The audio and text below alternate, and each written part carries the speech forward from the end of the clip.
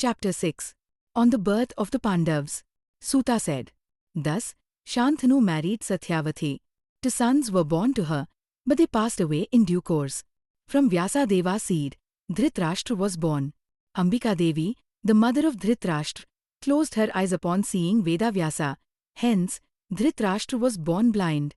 Seeing Dhritarashtra blind, Satyavati asked Vyasa to go to Ambalika, Pandu's mother. The princess Ambalika, upon seeing Vyasa, turned pale with fear. As a result, her son was born pale due to Vyasa's wrath. Thus, the child was named Pandu. Next, a maidservant, skilled in the science of amorous pleasures, pleased Vyasa. Her son, Vidura, was born from Dharma's part and became truthful and holy. Though Pandu was younger, the ministers installed him on the throne, for Dhritarashtra could not become king due to his blindness. With Bhishma's permission, the powerful Pandu ascended the throne, while the wise Vidura became his minister. Dhritarashtra had 2 wives, Gandhari and Savali. Savali, a Vaishya, was engaged in household affairs. King Pandu also had 2 wives. The first was Kunti, the daughter of Shursena, and the second was Madri, the daughter of the Madra king. Gandhari gave birth to 100 beautiful sons, while Vaishya Savali gave birth to a son named Yuyutsu. While Kunti was still a virgin, she conceived through the sun god, giving birth to the radiant Karna. Later, she became the wife of Pandu. Hearing this, the rishis said, "O Munisuta, what are you saying?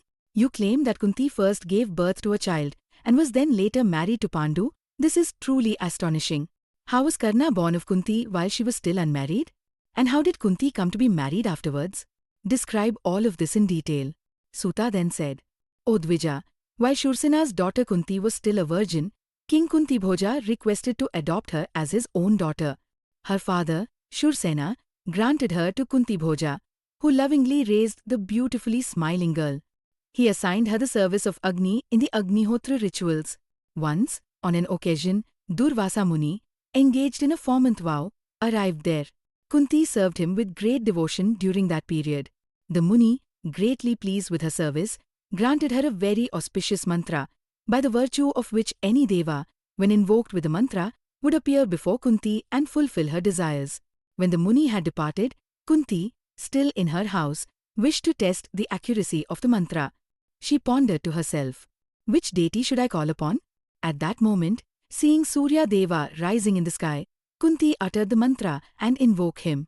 Surya, assuming a splendid human form, descended from the heavens and appeared before Kunti in her chamber. Seeing the sun god before her, Kunti was greatly surprised and began to tremble. Instantly, she was overcome by the inherent natural quality of passion and experienced menstruation. The beautiful-eyed Kunti, with folded palms, spoke to Surya Deva, who stood before her. "I am truly blessed today, having seen your divine form. Now, O Lord, please return to your celestial abode." Surya Deva said, "O Kunti, why did you invoke me using the mantra? You called upon me, and now you refuse to worship me while I stand before you? O beautiful blue-eyed one, seeing you, I have been overcome with passion. You have bound me by the power of the mantra. Therefore, accept me in union." Hearing this, Kunti said, "O witness of all, O knower of dharma, you are aware that I am a virgin maiden. O Suvrita, I bow down before you. I am a daughter of a noble family, so please do not speak such words to me." Surya Deva then said, "If I return unfulfilled, I shall become an object of great disgrace and ridicule among the gods. So, O Kunti, if you refuse me, I shall immediately curse you and the Brahman who granted you this mantra. O beautiful one, if you accept me, your virginity shall remain intact. No one shall ever know of this, and you shall bear a son exactly like me." Thus saying, Surya Deva united with the bashful Kunti, whose heart had been drawing towards him. He granted her the boons he had promised and then departed. The beautiful Kunti conceived and remained in seclusion, keeping her condition a closely guarded secret. Only her dear nurse was aware of it. Neither her mother nor anyone else had the slightest knowledge of her pregnancy. In time, a very beautiful son, radiant like the second sun and Kartikeya, was born. He was adorned with a divine kavacha, coat of mail, and 2 celestial earrings. Then the nurse took hold of the bashful Kunti's hand and said, "O charming one, why do you worry when I am here to take care of everything? Kunti, placing the newborn child in a box, spoke with a heavy heart. "O my son, what shall I do? Afraid of disgrace, I must leave you. Though you are as dear to me as my very life, I am exceedingly unfortunate to abandon this all-auspicious son. May the attributeless Bhagavati Ambika, the world mother, and the divine lady of all, who is endowed with infinite qualities, protect you. May Katyayani, the bestower of all desires, nourish you with her divine milk. Alas, I am forsaking you, born of Surya's seed, in this solitary forest, like a dishonored woman. I do not know when I shall see your lotus-like face, dearest to me as my own soul. Alas, in my past birth, I must have failed to worship Shivani, the mother of the three worlds. I never meditated upon her lotus feet, the giver of all happiness. Hence, I am so very unfortunate. O dear son, I must undertake great tapasya to atone for this terrible sin that I knowingly commit by relinquishing you in this forest." Suta said.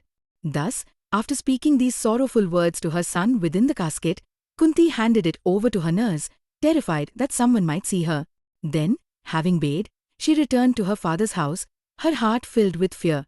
A carpenter, charioteer, named Adhirtha, while near the Ganges, accidentally found the floating casket. His wife, Radha, prayed for the child and lovingly raised him under her care. Thus, nourished in the carpenter's house, the famous Kunti's son, Karna, grew up to become a mighty warrior. King Pandu then married Kunti in a Swayamvara, a marriage where the bride chooses her husband from among a gathering of suitors. The all-auspicious princess of Madra, Madri, also became the second wife of Pandu. Once, on an occasion, the powerful Pandu, while hunting in the forest, mistakenly shot and killed a Muni who had taken the form of a deer and was engaged in cohabitation. The dying Muni, filled with rage, cursed Pandu. "If you engage in cohabitation, you shall surely die." Thus, cursed by the Muni, Pandu became deeply sorrowful, abandoned his kingdom, and chose to reside in the forest. O Munis, his two wives, Kunti and Madri, followed their husband, as chaste women do, to serve him in the forest. Dwelling in the hermitage of the Munis, Pandu listened to the Dharma Shastras and practiced severe penance. Once, while he was listening to the religious discourses of the Munis, he unmistakably heard them declare that a man who is sonless can never reach the heavens. Therefore, he must have a son by any means. The Pandits declare that the following sons are entitled to inherit the father's wealth, though those listed successively are considered increasingly inferior. Sons born of the father's semen. Sons born of their daughters. Kshetraja, a son born to a wife through a kinsman appointed to procreate an heir for the husband. Golka, a bastard child of a widow. Kunda, a child born through adultery. Sahodha, a son of a woman who was pregnant at the time of marriage. Kanina, a son born of a young and unmarried woman. Krita, a son who was purchased. A son found in the forest. A son offered by another father, unable to care for his child. Hearing this, Pandu spoke to the lotus-eyed Kunti. "Procreate sons for me through a great ascetic Muni. By my command, you will not incur any sin in doing this. I have heard that, in ancient times, the high-souled King Saudasa had a son through Vasistha." Kunti then spoke to the king. "O Lord, I know of a Siddha mantra that was given to me long ago by the great Muni Durvasa. Whichever Devta I invoke with this mantra, he will instantly come to me, bound by its power." At the request of her husband, Kunti invoked Dharma, the best of the Devas. She conceived through him and gave birth to Yudhishthira. Then, through Pavna Deva, Kunti gave birth to her second son, Bhima, Vrikodra. Next, through Indra, the lord of the Devas, she bore Arjuna. Thus, each year, Kunti gave birth to one son, and in 3 years, she had 3 powerful and mighty sons. At this, Madri spoke to her husband. "O king, best of the Kurus, what shall I do now? Please show me a way to bear sons as well. O Lord, remove my sorrow." Pandu then asked Kunti for help. Moved by compassion, Kunti gave Madrithe mantra, but only for the birth of a single son. Then, under the advice of her husband, the beautiful Madri invoked the twin Ashwins and conceived twin sons, Nakula and Sahadeva. O Munis! Thus, the 5 Pandavas were born successively, each year, to the wives of Pandu through the seeds of the Devas. Once, as Pandu's end drew near, he became overcome with passion upon seeing Madri in their solitary hermitage. Although Madri repeatedly tried to stop him, Pandu, as if dictated by the great destroyer, embraced her passionately and suddenly collapsed to the ground. Just as a creeper falls when the supporting tree is cut down, so too did Madri drop to the ground, crying violently. Hearing the wailings of Madri, Kunti and the 5 sons of Pandu rushed to the scene, weeping and crying. A great tumult ensued, and the great Munis also appeared at the scene. The Munis, observing great woes, realized that Pandu had passed away. They duly performed the funeral rites on the banks of the Ganges, burning the body of Pandu according to tradition. At that time, Madri entrusted her 2 sons to Kunti and, following the sati practice, immolated herself along with her husband to ascend to Satyaloka. The Munis then performed Tarpana, water oblations, in honor of Pandu and Madri and took Kunti and the 5 sons to Hastinapura. When Kunti arrived, Bhishma, Vidura, and the relatives of Dhritarashtra in the city all came to receive her. They asked Kunti, "O beautiful one, whose are these 5 sons?" Then, remembering the curse on Pandu, Kunti sorrowfully responded, "These are the sons of the Devas, born into the Kuru lineage." To convince those assembled, Kunti invoked the Devas, who appeared in celestial space above and declared, "Yes, these are the sons born of our seed." Upon hearing the words of the Devas, Bhishma honored them with great reverence and accepted the boys with due respect.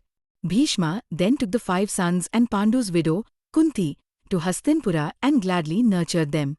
O Munis, thus the sons of Pritha, Kunti, were born and were lovingly raised by Bhishma. Thus ends the 6th chapter of the 2nd book on the birth of the Pandavas in the Mahapurana Srimad Devi Bhagavatam.